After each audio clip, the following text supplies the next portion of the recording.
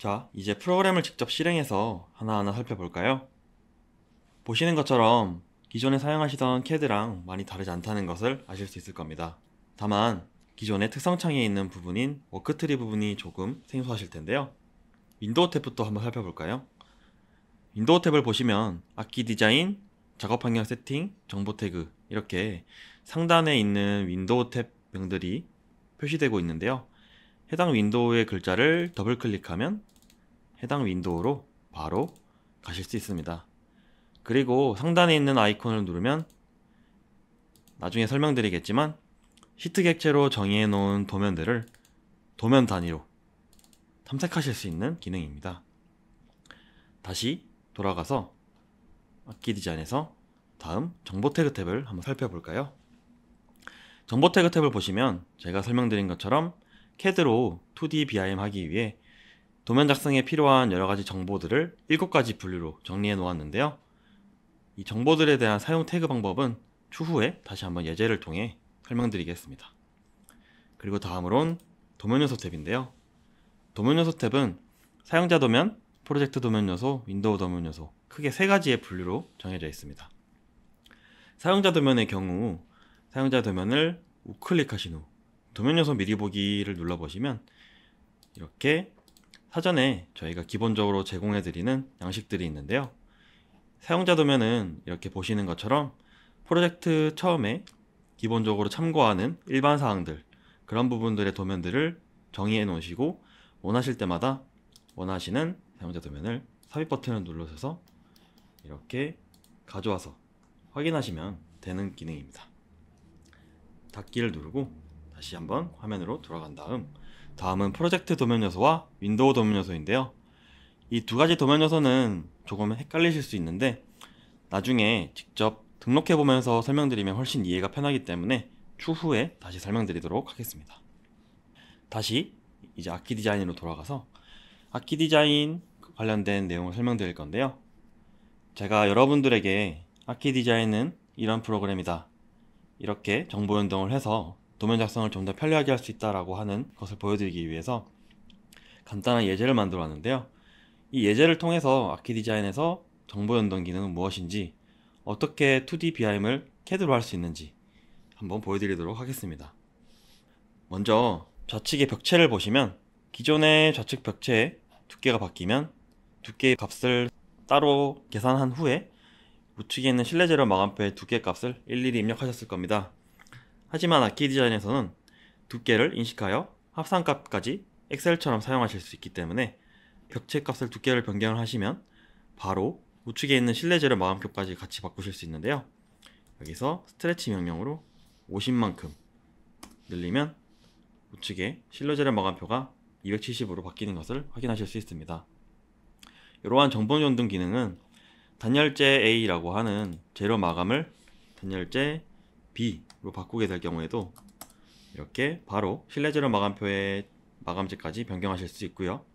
그리고 실명 같은 경우에도 한번 블록으로 등록해 놓으시면 텍스트 바꾸시듯이 화장실이라고 바꾸면 실명 또한 연동해서 바꾸실 수 있습니다. 이러한 정보 연동 기능은 두께나 마감재 뿐만이 아니라 이러한 사각형 객체의 면적도 연동할 수 있기 때문에 도면을 작성하실 때 변경될 때마다 일일이 계산해서 엑셀로 계산하고 또 다시 CAD로 입력하는 그런 번거로운 작업들을 굉장히 간소화하실 수 있습니다. 다음은 악기 디자인의 또 다른 강력한 기능인 빠른 다시 그리기 기능에 대해서 설명드리겠습니다. 빠른 다시 그리기 기능은 기존에 그리셨던 객체를 조금 더 빨리 다시 그릴 수 있는 기능인데요. 빠른 다시 그리기 기능은 Shift 클릭으로 사용하실 수 있습니다. 간단히 라인을 통해서 한번 보여드릴게요. 기존에 라인 그리실 때는 라인 명령을 실행하고 점을 지정해서 선을 그린 후에 매치 프로퍼티 기능으로 이렇게 선의 속성을 가져오셨을 텐데요. Shift 클릭 기능을 사용하시면 Shift 키를 누르신 상태에서 원하시는 객체를 선택한 후에 똑같이 이렇게 그려주시면 해당 선에 객체를 다시 그릴 수 있을 뿐만 아니라 레이어까지 그대로 가져오실 수 있습니다. 이러한 Shift 클릭 기능은 라인뿐만이 아니라 폴리라인도 동일하게 그리실 수 있고요.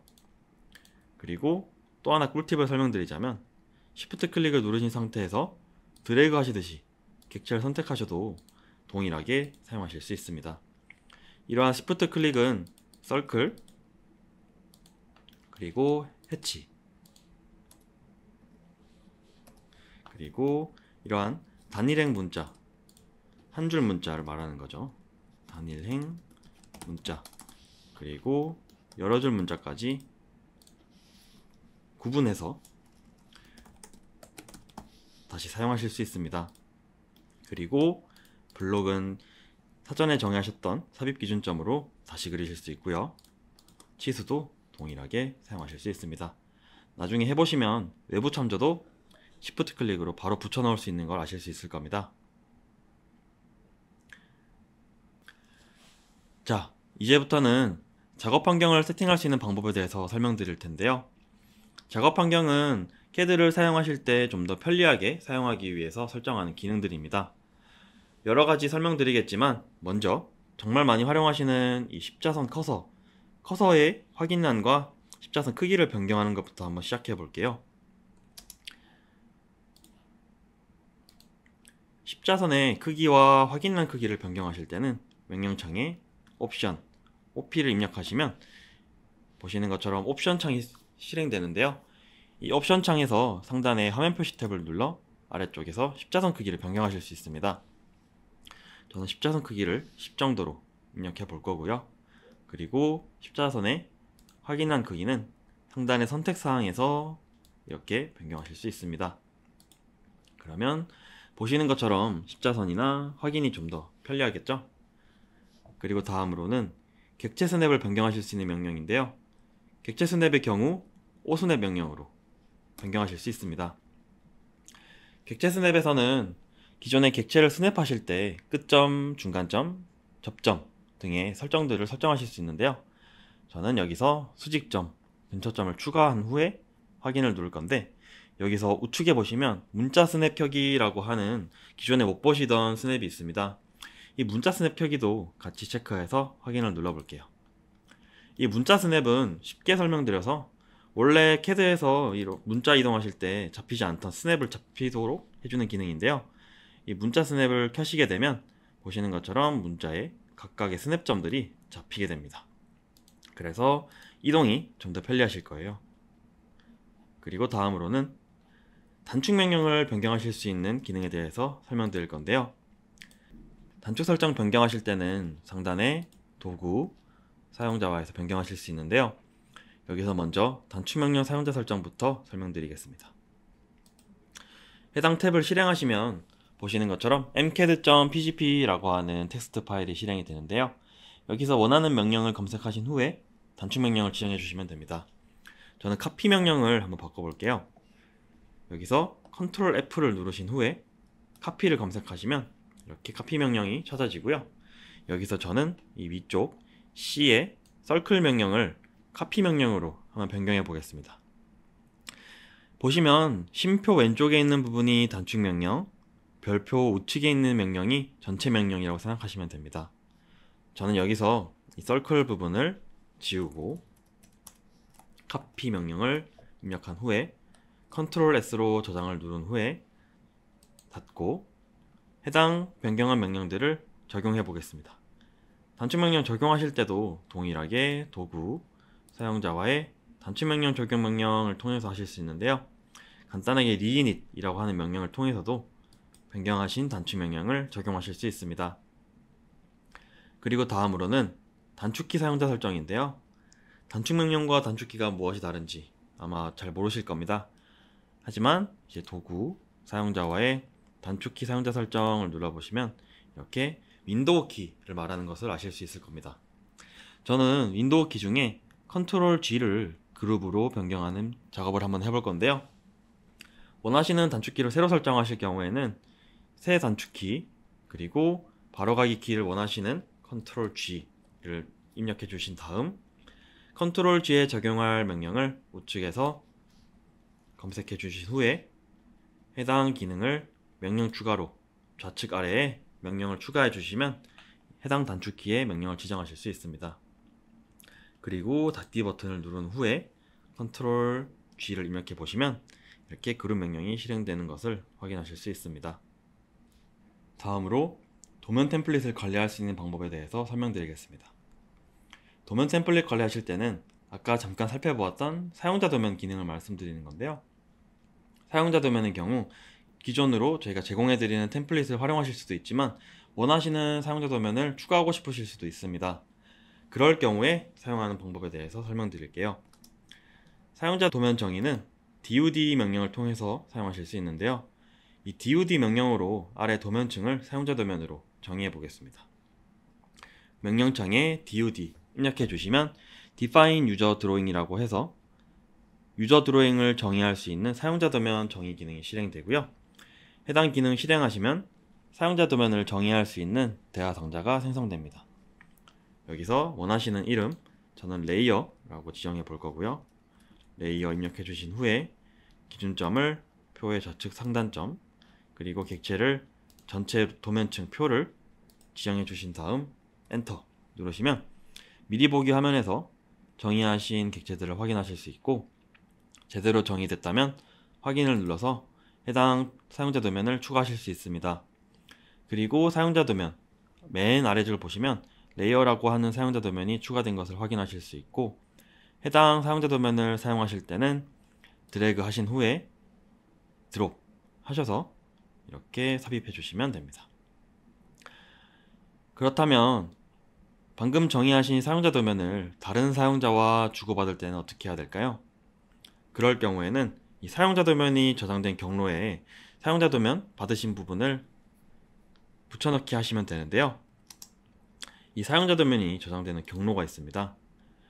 사용자 도면의 경로를 확인하실 때는 사용자 도면을 우클릭하신 후에 두 번째에 있는 폴더 위치 열기를 눌러주시면 이렇게 사용자 도면이 저장된 경로가 실행이 되고요.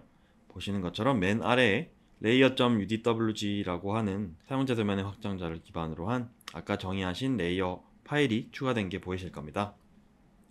만약 레이어라고 하는 사용자 도면을 주고받으시려면 해당 udwg 파일을 다른 작업자분께 전달하신 후에 이 경로에 넣고 다시 돌아가 사용자 도면을 우클릭하신 후에 새로 고침 버튼을 눌러주시면 아마 불러와 주실 겁니다.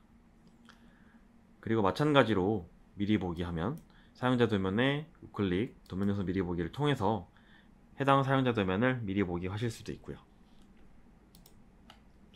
그리고 다음으로는 이렇게 힘들여서 설정한 사용자 설정을 업데이트 후에도 잃어버리지 않도록 사용자 설정을 그대로 가져오실 수 있는 기능인 마이그레이션에 대해서 설명드리겠습니다.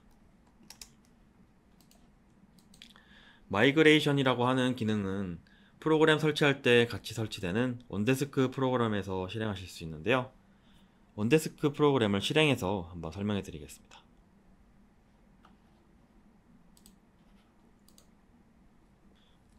원데스크 프로그램을 실행하시면 다음과 같은 화면이 생성되는데요. 여기서 좌측에 있는 실행 및 업데이트 화면에서 설치하신 악기 디자인의 맨 우측 점 3개 버튼에서 마이그레이션이라고 하는 기능을 통해서 실행하실 수 있는데요. 대화 상자를 보시면 사전에 설정하신 명령이라든지 사용자 도면과 같은 라이브러리 등이 함께 저장돼서 다음 업데이트 후에도 계속해서 사용하실 수 있는데요. 해당 마이그레이션을 진행하실 때는 먼저 내보내기 버튼을 누르신 후에 migrator.zip이라고 하는 파일을 생성하시고 저장하신 후에 다시 나중에 업데이트 후에 가져오기 버튼을 누르신 후에 migrator.zip이라고 하는 파일을 가져오셔서 설정을 적용하시면 됩니다.